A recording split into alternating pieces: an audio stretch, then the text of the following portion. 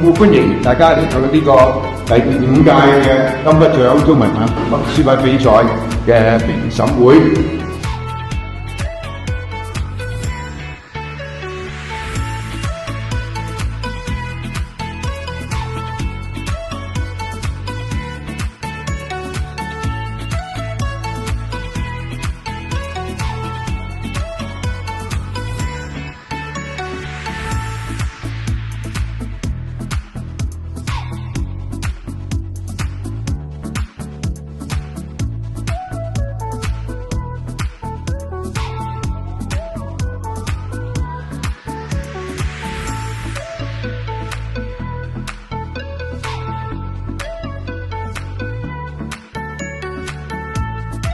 今日我好開心嚟到第5屆嘅金筆獎嘅評審會。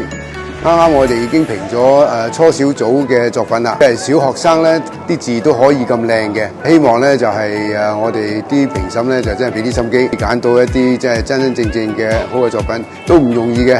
佢哋水平都非常之接近。越嚟越多小朋友咧喺寫字方面咧係真係好有心得㗎喎。咁唔好講話，我哋仲有外國嚟嘅小朋友添啦。咁我亦都見到今年咧有啲非華裔嘅小朋友，佢哋根本出世都唔係接觸到中文字或者我哋嘅中國文化，而能夠寫到一篇好嘅字，一手好嘅字出嚟，真係好難得。字乃人之衣帽，所以咧我哋要多啲寫字，表達我哋嘅好開心嘅心情。因為其實寫字嘅時候咧，我哋都有喺唔同嘅狀態。咁但係我覺得我哋平時咧，我哋都係應該端正身心，將我哋成篇文章咧可以表達到出嚟。咁就用我哋中國人嘅字體，我哋當然我哋有好多嘅唔同嘅書體，但係我覺得最緊要咧係我哋能夠將我哋嘅一啲情感表達到出嚟，透過我哋嘅文字。中文字咧係可以好反映到我哋中華文化嘅一個重要嘅根源。我相信咧青少年學習書法藝術，可以喺中間裏邊更加明白我哋嘅民族嘅根，亦都對我哋嘅民族更有自豪感。各位同學，你哋好。咁你哋嘅作品咧非常之高水平啦。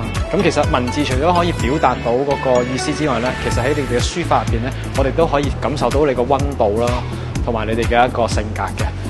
金筆獎5週年 Happy Birthday！ 我哋金筆獎咧係不斷咧有更加多學校參與，而家接近600間，而參與人數咧亦都去到接近7萬人㗎啦。我希望咧金筆獎咧8尺竿頭更進一步，有第2個5年，有第3個5年。咁我哋寄望咧，我哋嘅參賽者咧，憑住參加我哋嘅金筆獎咧，對我哋嘅書法更加熱愛，同埋咧能夠培養佢哋對書法嘅喜愛，更加提升多一個層次。金筆獎所鼓勵嘅係一種對於形體筆畫嘅美感嘅體會同埋實踐。書法咧係中國一個國粹，傳遞咗一個文化精神。有小朋友喺今次嘅作品入邊咧，可以睇到佢哋對中國文字嘅個愛好啦，同埋個重視。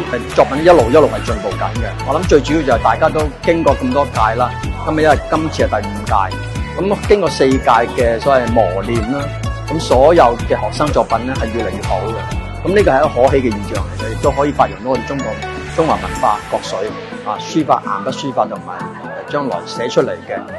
字可以當係一個衣冠咁去見人。金筆獎咧，今年已經第5屆㗎啦。嗱，金筆獎就係以中文字作為咧，就係一個載體嚟嘅。咁有中文字嘅意義喺邊度咧？就係傳承咗我哋5000年文化嘅嗰個底蘊嚟嘅。金筆獎5週年，耶！